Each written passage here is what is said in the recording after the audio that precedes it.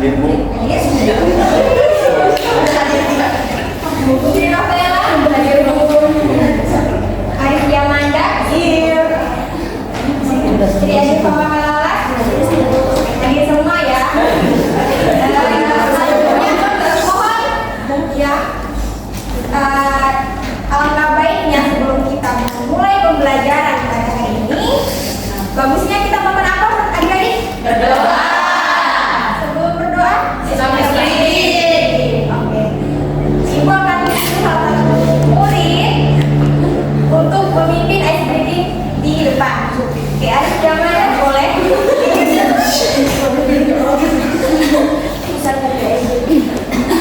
Adik-adik boleh berdiri semuanya. Berdiri yang rapi. Kepala, pundak, lutut kaki, kepala, pundak, lutut kaki, daun telinga, mata, hidung, pipi, kepala, pundak, lutut kaki. Berdoa sebelum mulai pembelajaran. Berdoa akan dipimpin oleh adik Sarah. Ini Sarah. Sebelum kita mulai kegiatan belajar pada hari, sebaiknya kita mulai dengan berdoa. Berdoa mulai.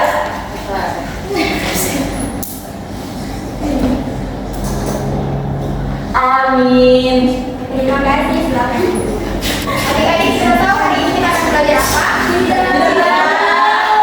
Boleh sekali. Ada yang tahu? Ada. Ada yang pernah dengar maksudnya Islam di Indonesia itu melalui jalur apa saja?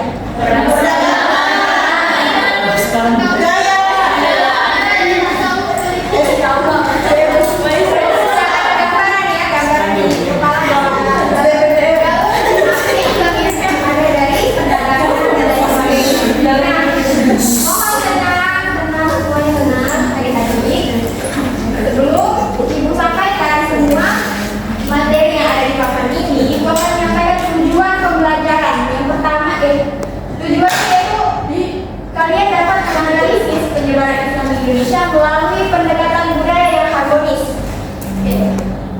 Dan pokok pembahasannya di sini ada 4. Yang pertama yaitu kondisi masyarakat Indonesia sebelum Islam. Yang kedua ada masuknya Islam ke Indonesia, dan juga teori masuknya Islam ke Indonesia dan corak keislaman di Indonesia. Pokok pembahasan yang pertama yaitu kondisi masyarakat Indonesia sebelum Islam. Pertama ada kondisi sosial budaya. Indonesia dari Sabang sampai Merauke, dia memiliki, setiap daerah itu memiliki berbagai suku. Ada dari misalkan daerah-daerah tersebut terdiri dari beberapa suku, dari beberapa bahasa dan juga agama. Ini merupakan kekayaan yang sangat berharga bagi Indonesia dan harus dilestarikan dan dipertahankan oleh masyarakat Indonesia. Lalu yang kedua ada kondisi agama. Masyarakat Indonesia sebelum Islam itu sudah mengetahui agama. Agama yang mereka anut itu ada agama Hindu dan juga agama Buddha. Lalu kondisi perekonomian. Nah, Indonesia itu dikenal dengan negara tropis, dan juga ada 3 mata pencaharian yang terdapat di Indonesia pada masa itu, yaitu ada untuk masyarakat yang tinggal di daerah pesisir, dia memiliki pekerjaan yaitu menjadi seorang nelayan, dan juga untuk yang tinggal di daerah pedalaman dia menjadi seorang petani, dan juga ada yang menjadi seorang peternak. Indonesia dia memiliki banyak Indonesia itu tanahnya subur dan letak geografisnya itu sangat bagus, strategis. Jadi Indonesia menjadi pusat Indonesia saat itu banyak sekali negara-negara yang datang untuk melakukan perdagangan dan mencari bahan-bahan yang mereka butuhkan, karena Indonesia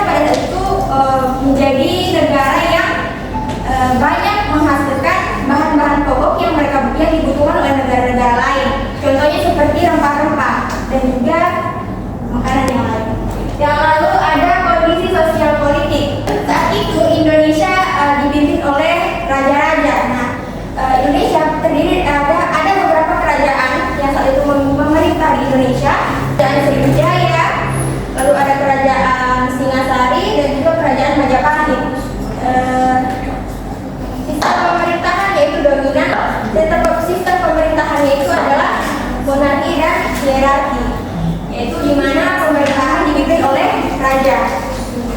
Lalu ada kondisi suku bangsa seperti yang disebutkan tadi.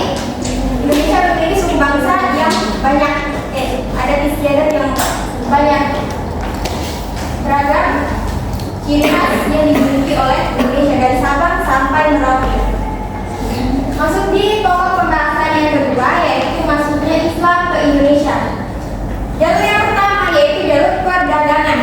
Dimulai sejak abad 7 Masehi, para pedagang dari negeri Arab itu datang ke Indonesia untuk melakukan perdagangan.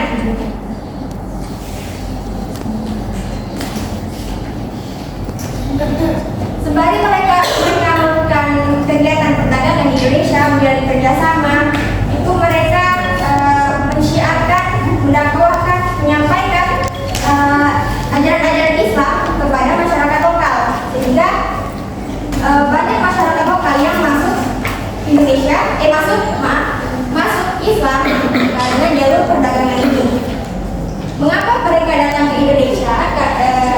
Kenapa mereka menyatakan destinasi mereka untuk berdagang itu ke Indonesia? Karena alasannya Indonesia itu memiliki letak geografis yang strategis. Terus Indonesia itu memiliki tanah yang subur, dan juga dikenal bahwa Indonesia memiliki masyarakat yang ramah,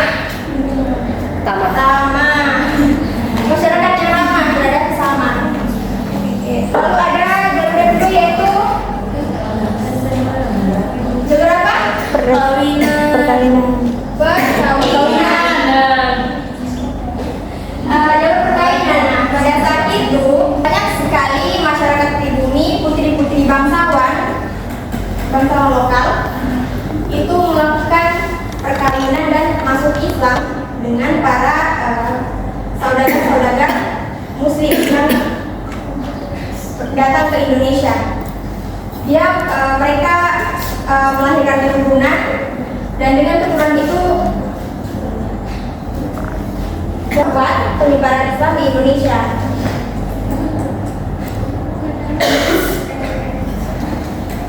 Nah, dengan ini semua itu memunculkan perkampungan Muslim, daerah-daerah Muslim, dan juga kerajaan-kerajaan Muslim, sehingga mempercepat penyebaran Islam di Indonesia. Lalu ada jalur ketiga yaitu pendidikan. Nah, pendidikan yaitu dia melalui pesantren. Pesantren digunakan sebagai wadah untuk menyampaikan ajaran Islam dan juga pendidikan agama.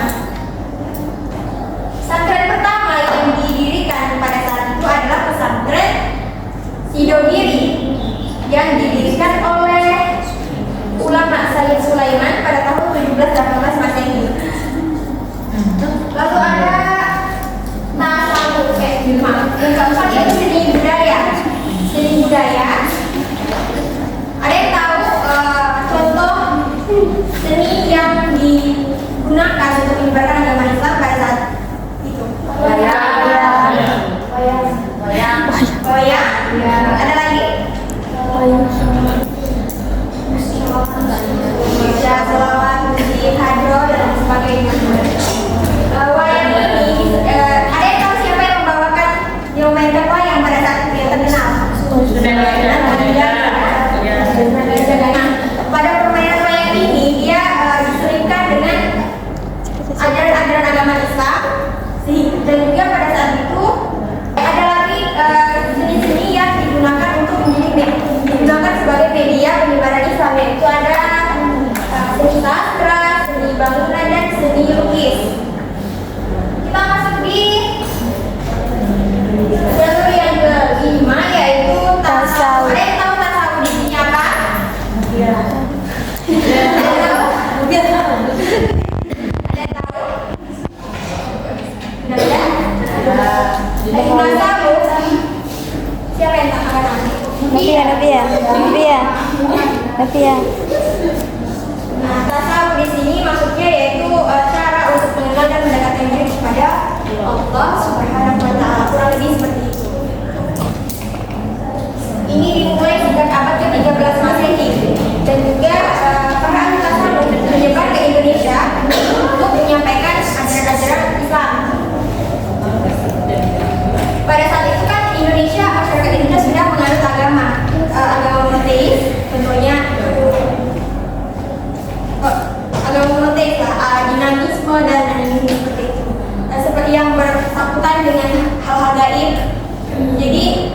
tahun ini ada kesamaan dengan pemikiran masyarakat Indonesia pada saat itu. Jadi penerapan jadi dalam menyampaikan ini penyebaran Islam ini mudah dimengerti oleh masyarakat Indonesia.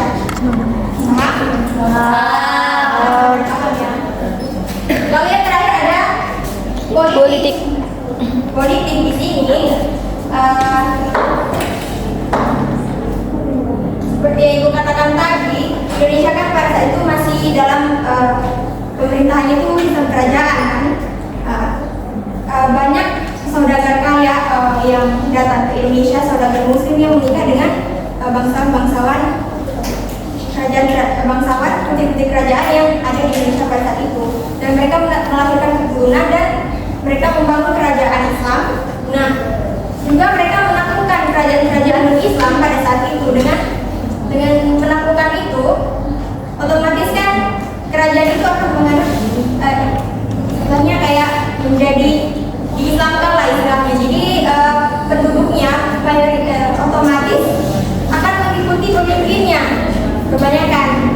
Jadi kebanyakan mereka itu menganut agama Islam juga dari penaklukan kerajaan non muslim oleh kerajaan Islam. Mengerti? Mengerti. Ada yang kurang paham? Ada yang kurang jelas? Jelas. Jadi teori masuknya Islam di Indonesia ada 4 teori.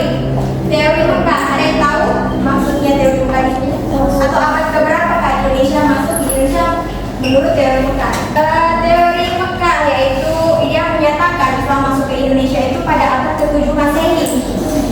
Ini dibawa oleh para pedagang Arab dari Mekah sana ke Indonesia dan menyebarkan agama Islam.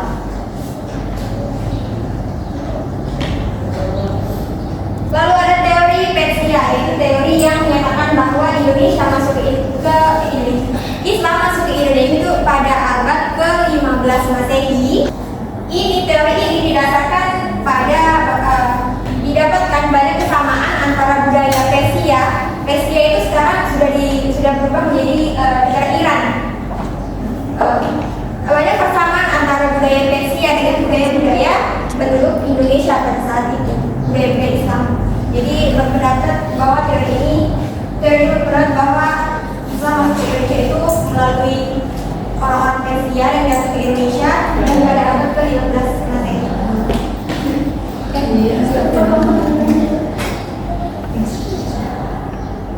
Lalu ada teori Gujarat. Nah, teori Gujarat itu di India sana berpendapat bahwa bahwa Islam itu masuk ke Indonesia pada abad ke-13 Masehi, dibawa oleh para pedagang, dibawa oleh orang-orang dari Gujarat atau India.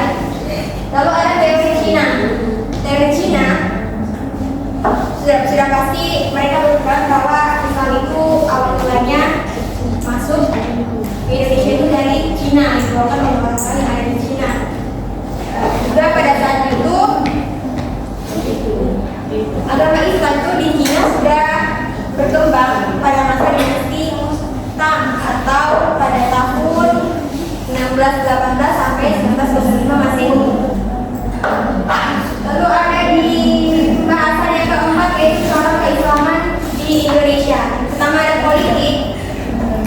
Setelah Islam masuk ke Indonesia, sistem pemerintahan Islam itu kan banyak kerajaan-kerajaan Islam yang mulai berdiri pada masa itu. Ada kerajaan Persia, kerajaan Samudra Pasai, lalu ada kerajaan Malaka, Aceh Darussalam, Demak, dan masih banyak lagi. Nilai-nilai Islam mewarnai corak pemerintahan kerajaan-kerajaan Islam pada masa itu. Dan nilai-nilai Islam ini berkolaborasi dengan nilai-nilai budaya yang ada pada masyarakat Indonesia pada zaman itu. Lalu ada seni dan budaya. Ini mempengaruhi seni dan budaya yang ada di Indonesia pada Islam masuk. Ya, contohnya ada seperti hadroh. Ada yang tahu hadroh? Tahu. Nah, hadroh itu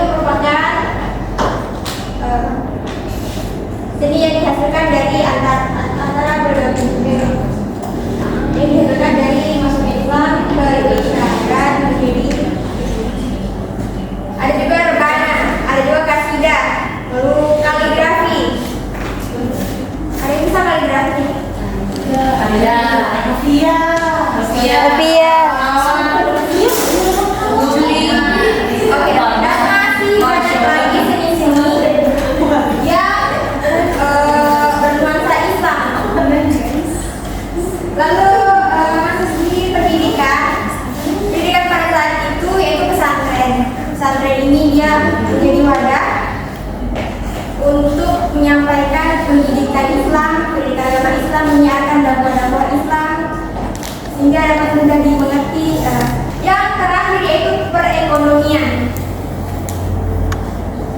Perekonomian sebagai salah satu pilar berdirinya sebuah negara,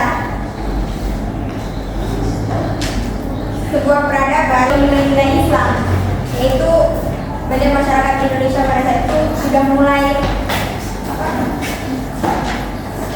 menerapkan nilai-nilai Islam dalam dirinya, yaitu dengan apapun pekerjaannya, apapun yang dia, pokoknya apapun pekerjaannya dia harus bersyukur terhadap pekerjaan tersebut dan senantiasa mencari pekerjaan-pekerjaan yang halal tanpa merugikan orang lain, seperti itu. Oke, ada pertanyaan? Ada pertanyaan dari adik-adik? Mau ditanyakan kalau yang ada yang tidak jelas ya? Jelas. Jelas. Tidak ada tuh? Tidak ada? Nggak ada. Alhamdulillah, berarti semuanya sudah paham. Doa yang tadi itu digabungkan oleh Allah, semoga penjelasan yang disampaikan tadi tidak sia-sia, bisa diimplementasikan oleh adik-adik, diambil positifnya, dibuang negatifnya. Jadi ibu akan menyimpulkan intisari dari materi sejarah Islam di Indonesia. Sejarah maksudnya Islam di Indonesia itu dia melalui jalur perdagangan, dari perkawinan, pendidikan, budaya, tasawuf, dan juga politik. Dan juga ada juga teori-teori yang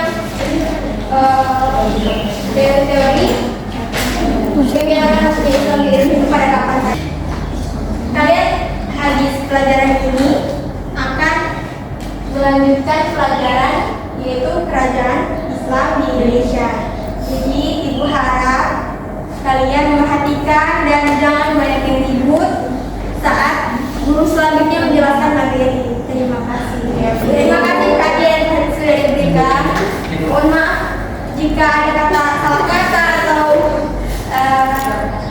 tingkah laku yang kurang mengenakan atau dalam penjelasan materi itu ada yang kurang, mohon dikritik dan berikan saran ya teman-teman. Adik-adik, ibu akhiri pertemuan ini. Berdoa terlebih dahulu kepada Siti Sarah Kolanes, boleh bantu untuk mendoa.